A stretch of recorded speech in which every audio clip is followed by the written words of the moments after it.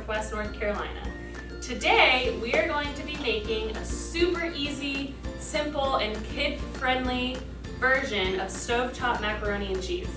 So this recipe comes from our partners Cooking Matters. It's one of their highly recommended recipes. I really love it because it is quick, simple, and you've got a lot of flexibility to substitute the vegetable that you use. And again, I promise it is kid approved. The other nice thing about this recipe is that it involves 3 different food groups. And so my plate, as a reminder, my plate tells us to how to make a healthy, balanced plate. And so when you look at my plate, you can see that there are 5 food groups: fruits, vegetables, protein, grains, and dairy.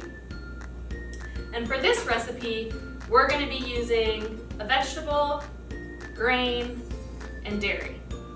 So as I said, this is stovetop macaroni and cheese. So it's kind of a simpler, slightly healthier version of more traditional macaroni and cheese where you bake it in the oven. This one is all done on the stovetop, which also helps cut down on cooking time. And also maybe a little untraditional, we are going to be adding broccoli to our macaroni and cheese. So the first thing that we always do before we start cooking is wash our hands. So I just washed my hands with warm water and soap. They're nice and clean, so we're ready to get started.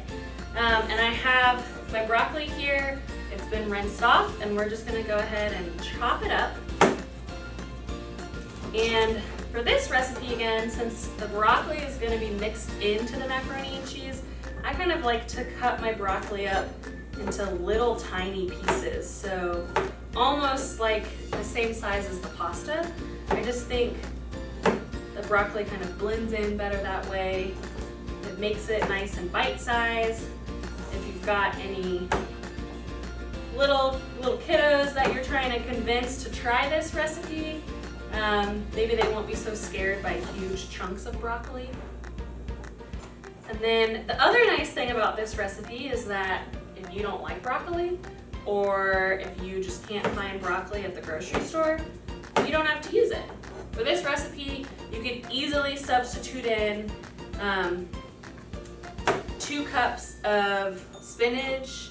You could use butternut squash, frozen peas, zucchini. Really, most vegetables would go pretty well with this recipe, and it's all up to your preference and availability. So you can see I've got my broccoli cut up pretty small.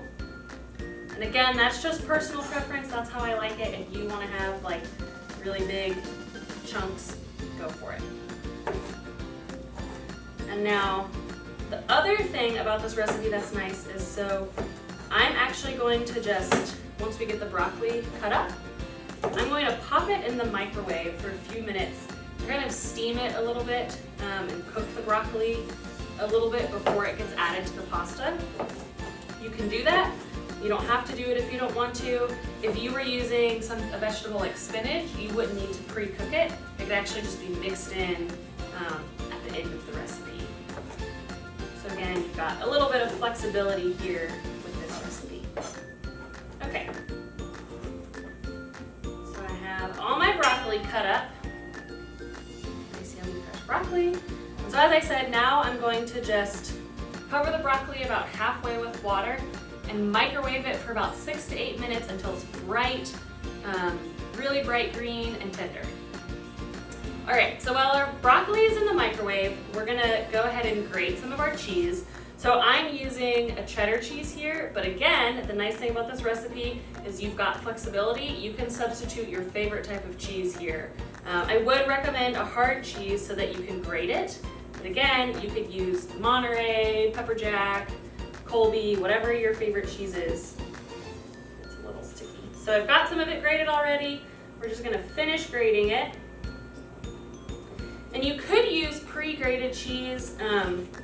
I like just getting the block of cheese and grating it myself. It's a little bit cheaper that way typically. And some grated cheeses have starches on them to prevent the cheese from clumping, and that can sometimes also prevent the cheese from melting well. We definitely want our cheese to get all melty and creamy for mac and cheese sauce.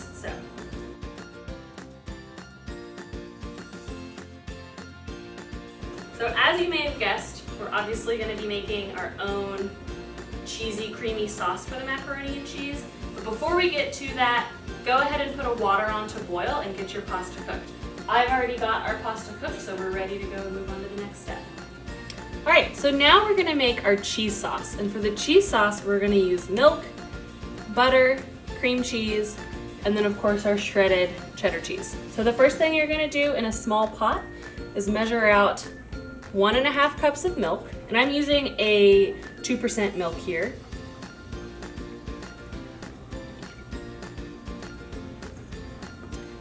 And add that directly to your pan.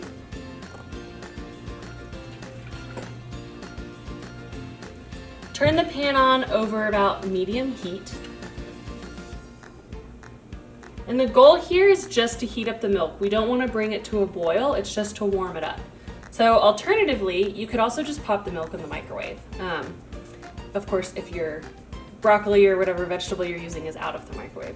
So I'm just gonna let this heat up for a minute, just get it nice and warm, set it aside and kind of keep it warm. Cover it to keep it warm until we need it. All right, so the next part of our cheese sauce is making the roux. And a roux is just a simple foundation for certain sauces, and it's a combination of some sort of fat and flour. For our roux, we're using butter, which I have in a pan over medium heat. And I'm just melting the butter, and then we're going to add in flour. And roux are really nice because they help make sauce thick, and so this roux is going to give our cheese sauce a nice thick and creamy texture. So we'll just get that butter melted, and I've got my milk warming up on the other pan, so we're just going to keep an eye on that. And the key to making a good roux is making sure when you add your flour in that you whisk it. You continually whisk it so that you don't get any clumps. You want to have all of the clumps of the flour out.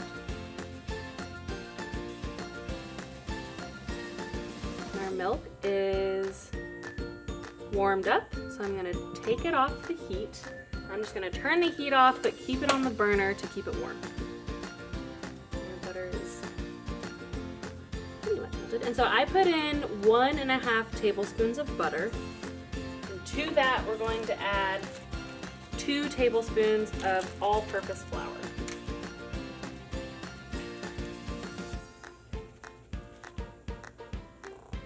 So just kind of sprinkle it around to help with the clumping, to help eliminate any clumps.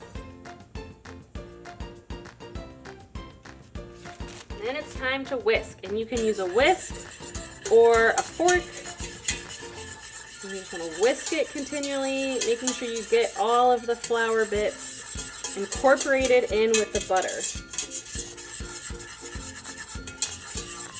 And you can see the melted butter is already starting to thicken, and so that'll really help the base of our cheese sauce.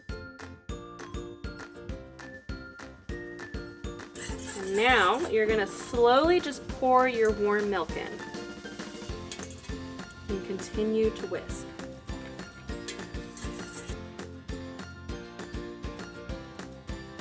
So pour a little bit of milk in, whisk it together.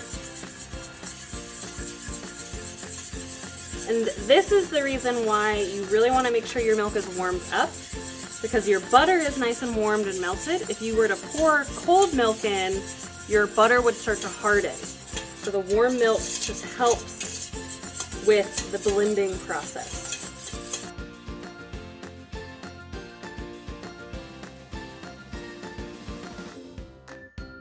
And you can see how the mixture really has thickened up, which will make an excellent base for our cheese sauce.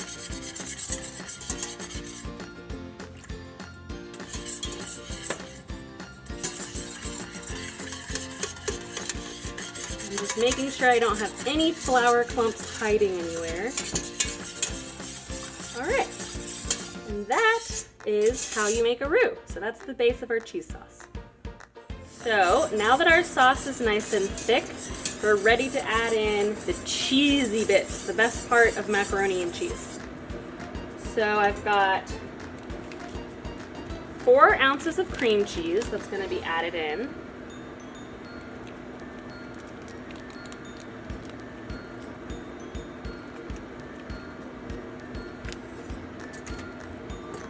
I want to get that nice and whisked in.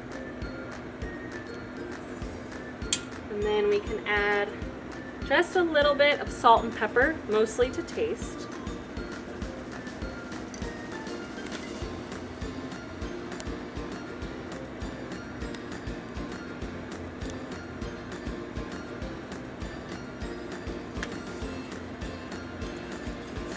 Now we really just want to work on melting in our cream cheese.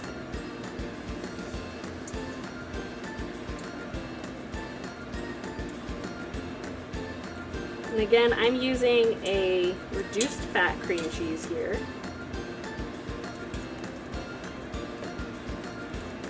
This looks so good.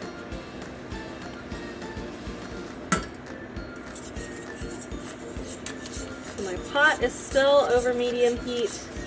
And we just want to get all those cream cheese chunks added in. You can see the sauce is really starting to thicken now, and it's nice and creamy. And we haven't even added our cheddar cheese yet. So we're just going to keep whisking, and I'm going to slowly start adding in that shredded cheddar cheese.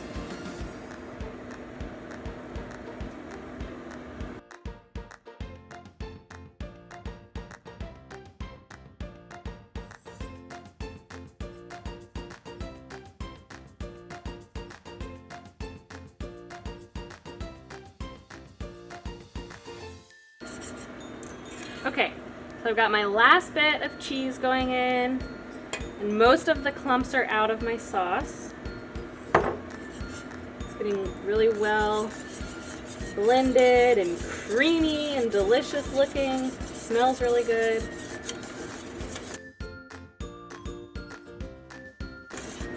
Okay, so now that all of our cheese is melted, it's time to add the broccoli.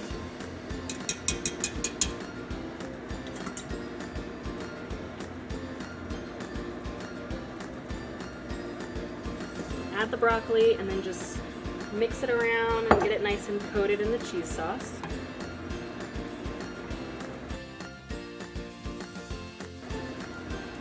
Okay, and now we add our pasta.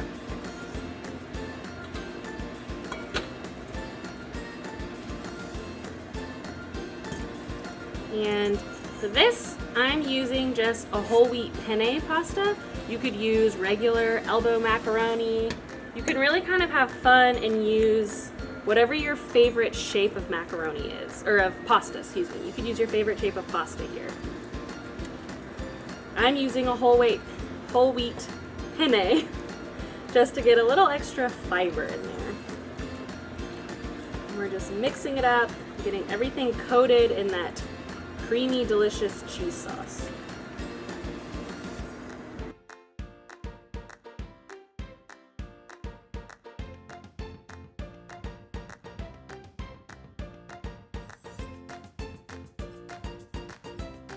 Okay, so now you can see the pasta's well coated in the cheese sauce, the broccoli's mixed in, everything's pretty well incorporated, and there you have it. That is our super quick, simple, and easy stovetop macaroni and cheese. So now it's time for the best part, which is eating it. Alright, so there we have it, our super quick and easy stovetop macaroni and cheese with broccoli. It smells and looks delicious, it's super creamy. And then the other nice thing about this recipe, if you wanted to make it a little bit more hearty, you could add in canned tuna or canned chicken. You could also add in other dried spices and herbs if you wanted to give it a little bit more of a flavor kick. And again, you can use any sort of vegetables you want. It doesn't have to be broccoli. And as you can see, it made a lot. I've got a big pot full of this macaroni and cheese. So if you are able to resist gobbling it all up at once, it will store in the freezer for about 3 months. Bon appetit!